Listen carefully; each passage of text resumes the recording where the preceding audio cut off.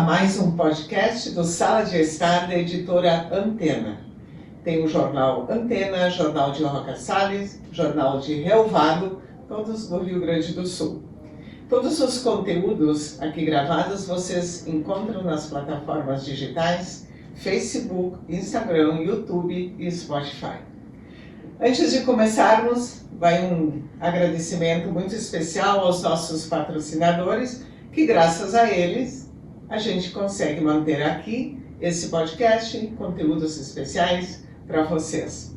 Então nós temos o Espaço Florescer, que é um local muito agradável, com vários profissionais que atendem diferentes necessidades, tem oficinas para crianças, jovens, adultos, sempre buscando a paz, buscando a harmonia, buscando uma inter-relação entre as pessoas, que é o que nós precisamos nesse mundo. O Espaço Florescer é encantado. Temos a erva mate da família, que tem um sabor super especial, que é o chimarrão que nos acompanha sempre aqui no Antena. A erva mate da família é cultivada, produzida com consciência ecológica em Ilópolis, Rio Grande do Sul. Santorini Móveis. Se pensou num ambiente diferente, num espaço legal, confortável, com móveis modernos e diferenciados, a loja Santorini é o lugar ideal para você buscar esses móveis. Encantado. E o Sicredi, que é o nosso companheiro de todos os momentos. O Sicredi, além de ser uma instituição financeira que cuida bem do nosso dinheiro, ele promove relações entre as pessoas, momentos agradáveis, muitas palestras. Então, o Sicredi é uma cooperativa e é amigo. Então, com o Sicredi, você pode contar. Hoje, no podcast Sala de Estar, nós temos o prazer de receber a médica ginecologista Clarice Prado Facchini, que está aqui ao meu lado, que além de amiga, ela está sempre disponível, né, para trazer informações importantes em relação à nossa saúde. A Clarice é assim, eu digo, Clarice, vamos? Estou indo, já estou com a roupa de ir, ela já me diz isso. Então, bem-vinda, doutora Clarice, ao Sala de Estar da editora Antena, aqui de Encantado. Sim, obrigada, Angela, é um prazer estar aqui, então, né, esse podcast do Antena, que é um jornal querido para todos nós na cidade, né, e que tanto contribui para toda informação de modo geral, né, informação do dia a dia, jornalística, né, e assim, dia a dia jornalística no sentido, né, notícia da hora, né, e também informação geral de formação, né, que é uma coisa importante. Precisamos, que nós vamos fazer, né? Hoje, né, e sim, eu sempre um prazer. Me chama que eu venho conversar. Me chama que eu vou, é o que ela me diz, né? É. Clarice, nós vamos falar sobre saúde, que é o teu prato predileto, né? É o que tu entende bastante, Sim. A saúde feminina. Sim. Então, com que frequência uma jovem, ou uma menina, uma mulher deve ir ao ginecologista, né? E quais são os exames mais importantes que já deve ter assim no início? Sim. Ângela, como a gente vinha conversando agora, antes, né, nos bastidores, sobre saúde da mulher, ela é extremamente ampla, né, e todas as fases estão interligadas. Desde lá no nosso útero da nossa mãe, isso já está acontecendo e essa saúde já tem que ser cuidada, já tem que ser preservada. Exames varia muito dependendo da fase em que está o organismo da mulher, né? Uma menina vai ser um tipo de exame, uma adolescente outro tipo de exame, uma mulher que está em plena fase reprodutiva e atividade sexual, outros exames, uma mulher que já está entrando ou já está na menopausa, outros exames. Então, toda a ginecologia vai se adaptando a todo o ciclo, né, de vida da mulher. E em cada fase dessas se tem um olhar diferenciado, não, para cada um desses momentos, né? Sempre se fala a gente pensa muito no câncer citopatológico, mamografia, mas isso não é para todas, não é em todos os momentos, e isso também vem se modificando muito ao longo do tempo. por exemplo, o citopatológico, né? Pré-câncer ou Papai Nicolau, que são os Isso. 3 nomes que todo mundo Conhece costuma já, falar, é né? importante. Então, assim, esse exame, anteriormente, se fazia em torno de 1 ano, 2 anos depois da iniciação sexual, já se começava a fazer a coleta, né? Porque esse exame serve para quê? Para identificar lesões pré-malignas no colo uterino, né? E não chegarmos a desenvolver, de fato, o câncer, né? Mas atualmente isso já mudou bastante. Felizmente, pela questão da vacina contra o HPV. Pois que é, é uma uma vacina importante e uma tem vacina- muita resistência, eu acho, ainda ou não?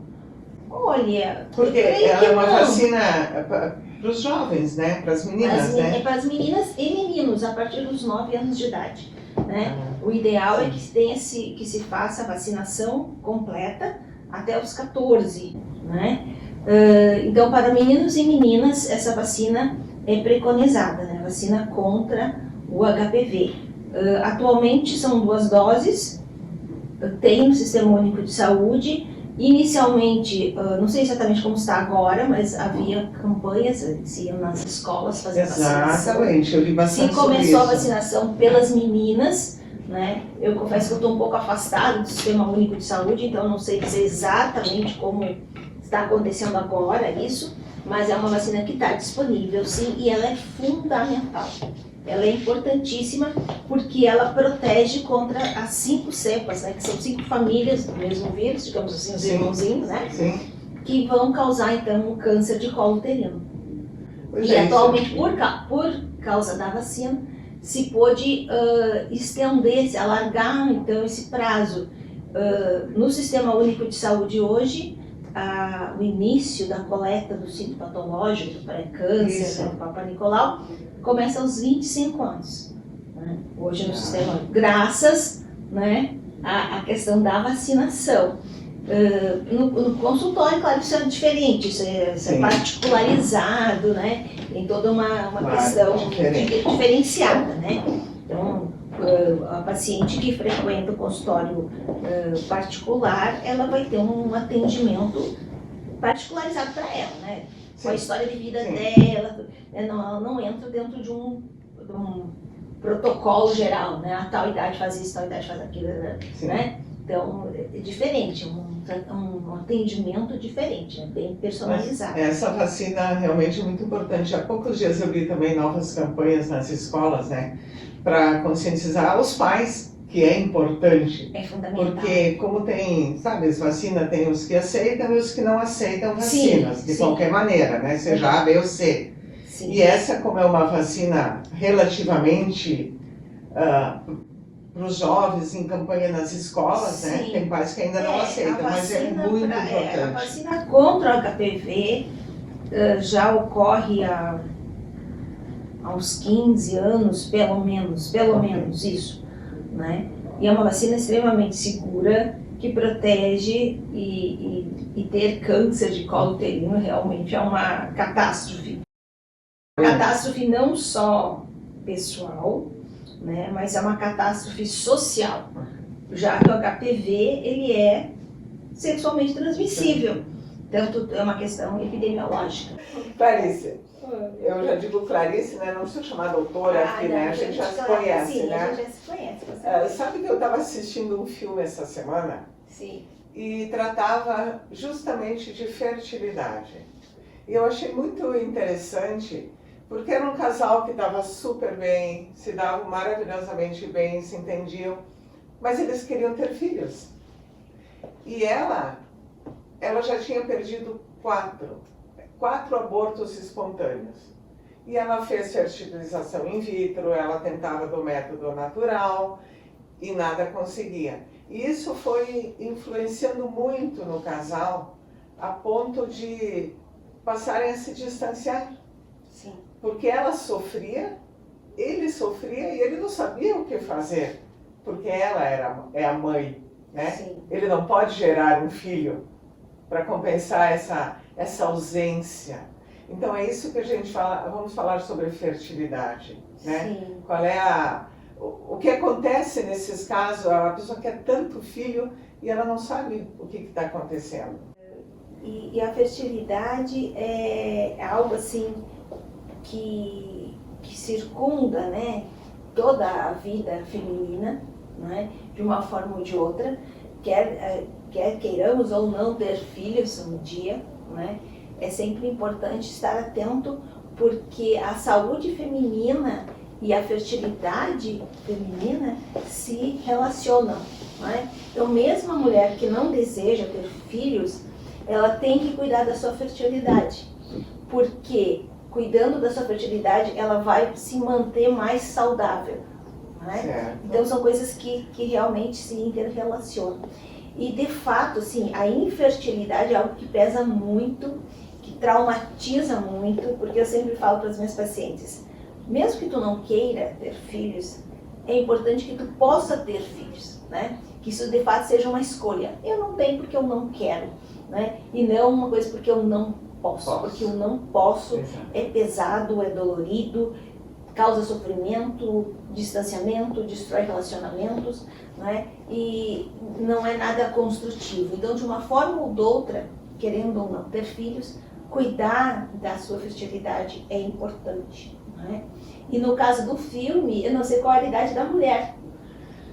Ela devia ter digamos, uns 40 até, né? Uns 40 anos, né? Uns 40 anos. Então, falando em fertilidade, é importante a gente que se saiba qual é o melhor momento biológico para ter filhos. É que, claro, no filme, no caso, ela tentou várias vezes antes dos 40, várias né? vezes antes, sim. Então tentava de um jeito ou do outro, e ao mesmo tempo eu via que ela culpava o marido. Sim. Mas biologicamente Exato. falando, nós mulheres, de fato, existe essa questão do relógio biológico. Exatamente. Né? Ele não é uma lenda, ele é um fato na nossa vida. Então, o ideal é que se engravide. Todo o ideal seria que se tivesse o primeiro filho antes dos 30 anos. Biologicamente, nós somos programadas para isso, é o melhor momento para ter filhos, é antes dos 30. Digamos assim, para a gente botar uma data um pouco aleatória, né? Lá entre os 20 e os 30 seria o melhor. Né? Mas até os 35, a mulher ainda é considerada plenamente fértil. Depois dos 35 anos, a fertilidade começa a cair de uma forma drástica, né? Então ela não cai assim devagarinho, drasticamente ela cai, porque a contagem de células, a gente chama de oócitos, né? Mas são células que vão se transformar em óvulos, né? A gente vai perdendo mais ou menos umas 1000 por mês, tomando ou não tomando anticoncepcional, né? Então a nossa fertilidade vai caindo com o tempo, e depois dos 35 essa queda é grande, é muito marcada. Então, e os melhores óvulos vão ser no início. Eles vão ser não digo bem no início, porque uma menina de 12, 13 anos também vai ter problemas, né? Mas eu digo assim, aqueles no momento que já depois dos 18 ali, até os 30 vai ser o melhor momento, os melhores óvulos, os mais bonitos, os mais perfeitos, o momento mais pleno. Até para quem quer guardar óvulos, para mais tarde. Exatamente, né? Exatamente. Hoje, hoje com a atividade feminina no mercado de trabalho cada vez maior, né? As mulheres querem se dedicar à carreira, né? A maternidade não é mais a única sonho feminino, né? Exato. Então as mulheres têm muitos sonhos, querem fazer muitas coisas, e às vezes encaixar tudo isso no mesmo lugar, no mesmo tempo, é difícil. Então a preservação desses óvulos é interessante. Então eu sempre brinco que as minhas pacientes que estiverem ouvindo vão lembrar disso que eu falo, e eu falo isso para as minhas filhas, digo, tu tem que decidir se tu quer ser presidente da Coca-Cola ou se tu quer ser mãe. Né? Porque assim, ser presidente da Coca-Cola não vai combinar bem com ser mãe. Então, se tu dá, mas eu não quero agora, quero quando tiver 50 anos. Bom, beleza, mas aí tu tem que retirar os teus óvulos, congelar numa clínica de fertilidade, deixar eles lá congeladinhos, para que quando tiver 50 anos, se tu decidir ter, eles estão lá. Né? Então, mas os melhores tem que ser nessa época.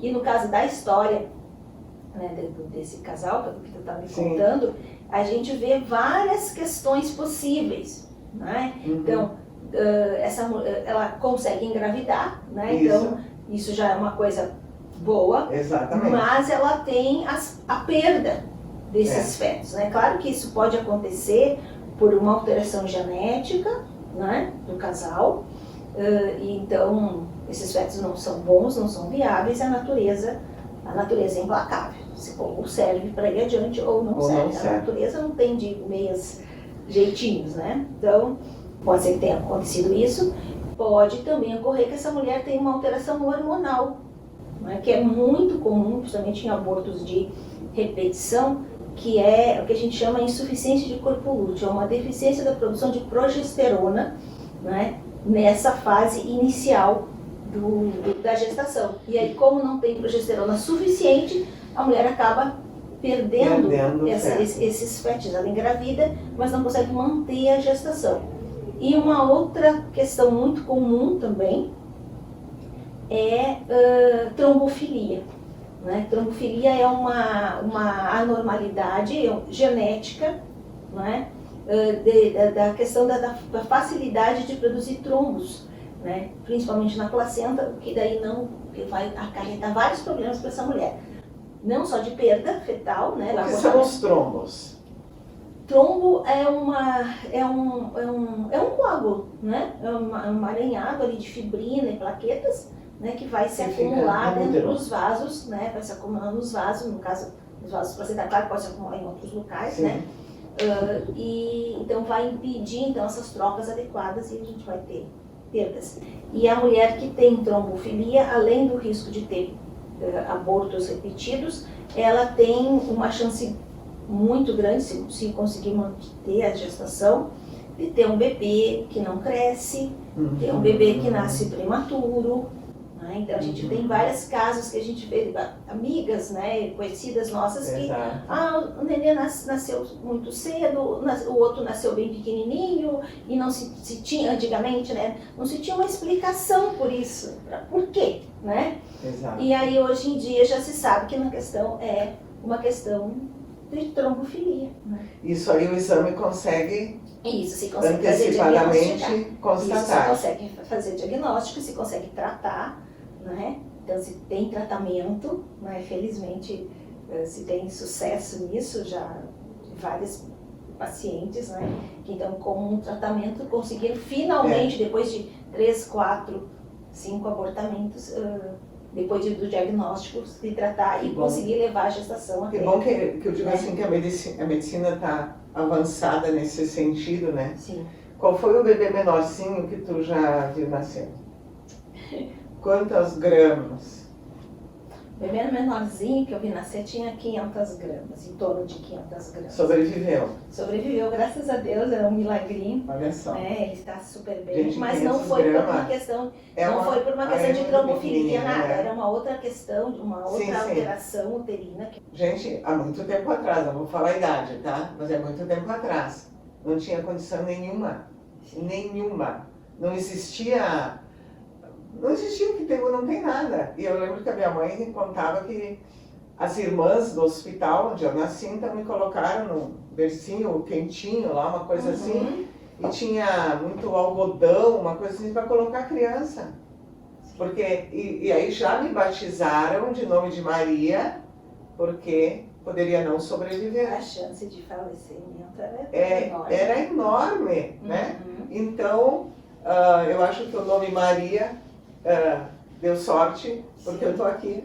Sim, sobreviveste. A minha mãe disse que eu nasci assim, eu imagino, porque não se falava na época nada sobre gestação, sobre essas coisas, tudo era muito tabu. Sim. É tudo muito escondido. Então eu imagino que eu nasci com um cordão enrolado, porque ela disse que eu nasci preta. Então devia ter o cordão enrolado. Talvez, né? Sim, imagino talvez. Nem a minha mãe sabia o que aconteceu. Sim. Mas enfim, deu certo. Sim, deu certo. Aí deu certo, linda, aqui. Inteligente, admirável. Aqui trabalhando. Né? Ainda. Ok. Ai, meu Deus do céu. Essas alterações hormonais são complicadas, né, Clarice? E entra assim a pessoa quando, sei lá, não sabe se está na menopausa. Quando ela sabe? Que Bom, sinais aparecem? é. Eu digo porque eu não tive muitos sinais. Que bom, sobretudo. Não tive muitos Então, sinais. assim, não, na verdade, assim, a primeira questão, assim, o que é menopausa?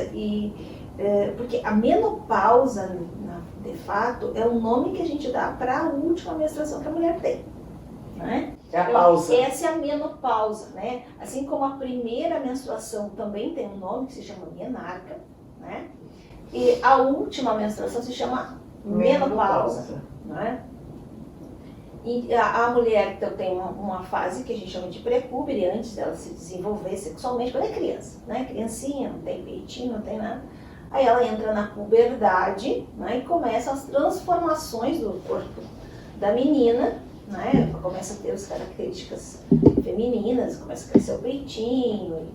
Isso vai ocorrendo até que vem a menarca, que é a primeira menstruação. E aí, da menarca até a menopausa, a gente chama esse período de menacne, né? Que é o período fértil da mulher, né? Que ela tem a possibilidade de ter um filho, né? Bem, e assim como a menarca começa um pouco, a puberdade marca o momento em que vai ocorrer a menarca, a menopausa também vai ocorrer dentro de um período que se chama climatério, né? E o climatério normalmente começa em torno de uns 10 anos antes de que aconteça de fato a menopausa. Então, como a menopausa no Brasil gira em torno assim, de entre os 48, 50, 51 anos, então depois dos 38, 40 anos, nós já consideramos que a paciente está no climatério. E o climatério o que é? É a queda lenta e gradual, definitiva, para o fim da função ovariana. Então, quando o ovário não tem mais nada para dar, né, não tem mais esses oócitos que eu falei, que a gente vai perdendo 1000 por mês, para poder né? gerar um filho. Porque a gente nasce assim, ó, a gente nasce com uns 40 mil mais ou menos, tá? 400 mil. E aí a gente vai perdendo ao longo da vida, né, esses oócitos, né, essas células que potencialmente poderiam se transformar em novos, para falar de forma mais simples. Sim, assim, sim. Né? Uma linguagem mais Né? simples. Então, começa então, aos 35 a gente já não é mais tão fértil, já vai caindo, né? E em torno lá dos 40 a gente considera que todas nós estamos no climatério. Então a gente já temos alterações hormonais se comparadas com nós mesmas aos 30. Tempo atrás. Sim. Né? Então a coisa já não acontece da mesma forma. Então começa a ter alteração de ciclo menstrual, começa a ter alteração de sono, começa a ter alteração de memória, alteração de libido, né? Às vezes de lubrificação vaginal, calores, que é o mais marcado, mas esses acabam acontecendo realmente mais pertinho mesmo da menopausa, né? Mais tarde, isso, mais tardiamente, mas assim, é dos últimos dos sinais, a coisa começa antes, né? Agora, esses calores que eu percebo, né, que as mulheres têm, que eu não tive, eu digo, acho que eu tive muita sorte nesse sentido. Sim. Eu nunca senti, mas é incrível, né? Tu vê, às vezes, amigas, assim, de repente estão aqui conversando, meu Deus do céu, elas começam a ficar vermelhas, começam a suar do nada, né? E vão para frente de um ventilador, de um ar-condicionado, ou se abanam, né? Isso é a questão da queda hormonal, que dá isso também. Isso, porque assim, a insuficiência de estrogênio, porque o nosso ovário, ele produz basicamente 2 hormônios, tá? Mais que isso, mas os principais, né? Que é o estrogênio e a progesterona, né? Então, a ausência do estrogênio, o que vai fazer? Ele nos dificulta a regulação de temperatura.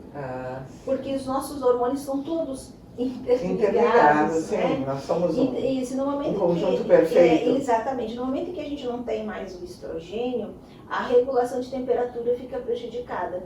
Então, se tem essas sensações estranhas, né? Desses calores, geralmente eles são noturnos, podem dar em qualquer horário do dia, mas a maior frequência são à noite, acompanhado de sudorese e sensação de mal-estar, etc., né, que é muito desconfortável, mas esse é apenas um dos sintomas da falta de estrogênio. Isso é só uma das coisas, né? Mas é o que mais as mulheres sentem, me parece, sabe? Que mais incomoda. Isso tem muito a ver com a questão da desinformação, né? E claro, tudo caminha para que cada vez a gente saiba mais coisas, né? Porque uma mulher de 40 anos está acontecendo muita coisa na vida dela, né? Uma mulher de 40 anos está com os pais doentes ou está perdendo os pais, né? Uma mulher de 40 anos está se despedindo dos filhos porque eles estão indo embora, né? Uma mulher de 40 anos está encarando o seu casamento, porque agora os filhos estão indo, está ficando só o casal de novo e agora o que vai ser só nós dois, né? Nossas fases são muito marcadinhas, né? Justamente por causa da questão reprodutiva. Exatamente, porque é isso que modifica o teu corpo, né? E quanto melhor a gente vai se tratando antes de chegar ao climatério, antes de chegar à menopausa, melhor vai ser a passagem por essa fase. Como tu disseste assim, eu não senti essas coisas todas, né? Por que tu não sentiu? Muito provavelmente porque tu é uma pessoa que é antenada, bem informada, tu te alimenta bem, tu cuida da tua alimentação. E hoje se sabe que a questão alimentar é o principal foco da saúde, né? Então uma pessoa que tem excessos, uma pessoa que fica buscando prazeres imediatos, eu falo prazer imediato de açúcar, né? Então essa pessoa vai ter muito mais fogachos, muito mais alterações hormonais e bioquímicas, laboratoriais, do que uma pessoa que tem uma alimentação mais balanceada, saudável, né? Tem uma alimentação rica em proteína, uma mulher que come frutas todos os dias, uma mulher que come folhas, uma mulher que faz atividade física, uma mulher que está sempre com a mente ligada a valores superiores, né? Então, a mulher que diz, eu quero aprender mais coisas, eu quero saber mais coisas, eu quero me melhorar como pessoa, como indivíduo. Então, essa mulher vai passar melhor esse período do climatério do que aquela mulher que fica comendo doce, não faz atividade física, não gosta de comer fruta, não gosta de comer verdura e fica não lá. Lê, não se informa, não lê, não se informa, atividade, ou se informa né? só com banalidades, coisas que não trazem progressão para sua personalidade nem para o seu espírito. Então, essa mulher vai sofrer bem mais. Então, olha só a descrição que eu dei. Então, agora tu entende por que tu passou melhor, né? Não digo que toda mulher, não digo que toda mulher que passa pelos eu tive sorte, sim, não sei se é sorte. Isso também tem isso. Eu, por exemplo, né, eu tento fazer essas questões todas, né? Mas eu tive muito fogacho, né? Antes de eu começar a fazer terapia de reposição hormonal, né? Então não quer dizer, não é obrigada, não é porque eu tenho calorão porque eu não estudo ou porque eu não sei, não é isso, né? Mas a questão alimentar tem muito a ver, tá diretamente relacionada. E eu sei que tu, por exemplo, é uma pessoa que sempre se cuidou, tu sempre teve esse olhar, né? Mais caprichado para a questão alimentar. Eu só quero fazer mais uma pergunta, porque a gente está quase terminando, né, o nosso podcast. Assim, quem decidiu assim, não ter filhos, qual é o método anticonceptivo assim, mais indicado atualmente?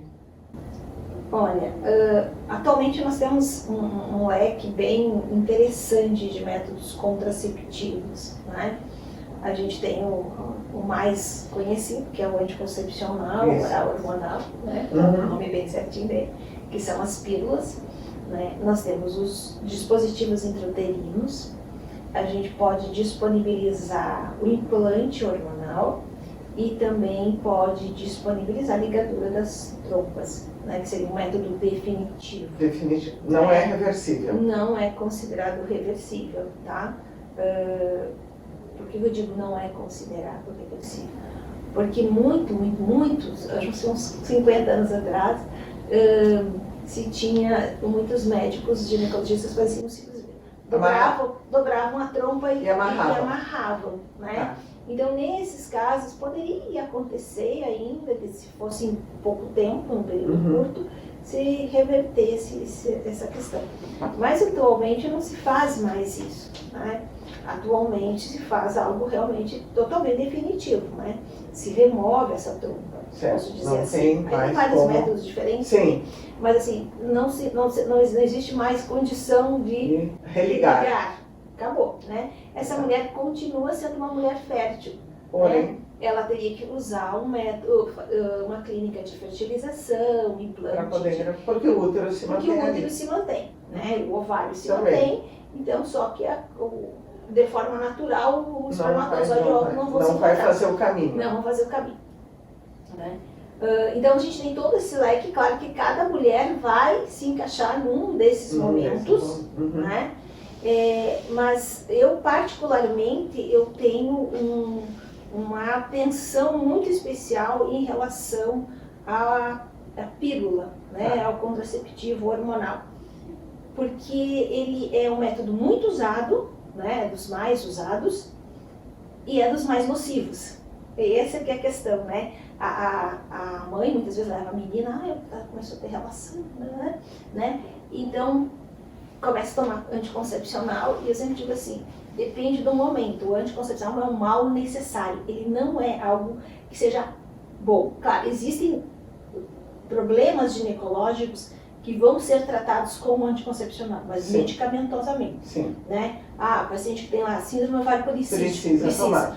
Paciente que tem endometriose precisa tomar. Né? Agora, só para não ter filhos, a gente tem que perguntar, será que realmente isso é bom para mim? Né? Obviamente, assim, uma menina de 12, 13, 14, 15 anos, né, que começou a atividade sexual, essa menina, ela não vai poder usar um DIU ainda. Muito jovem. É muito jovem, o útero é muito pequeno, tem que entender assim, que com 15 anos nosso útero tem uns 4 centímetros, daí é desse tamanho assim, bem pequenininho, tá? Então assim, botar um DIU ali, difícil, tá?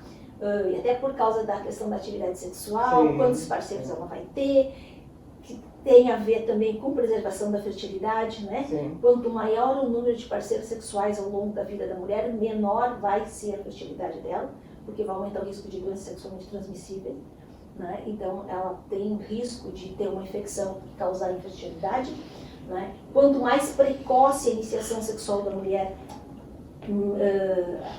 de modo geral, né? Então, quanto mais precoce a iniciação sexual, menor vai ser a fertilidade dela, porque ela vai aumentar o número de parceiros sexuais, né? Então tudo está relacionado, né? Então assim, para uma menina muito jovem, obviamente ele vai dar o que para ela?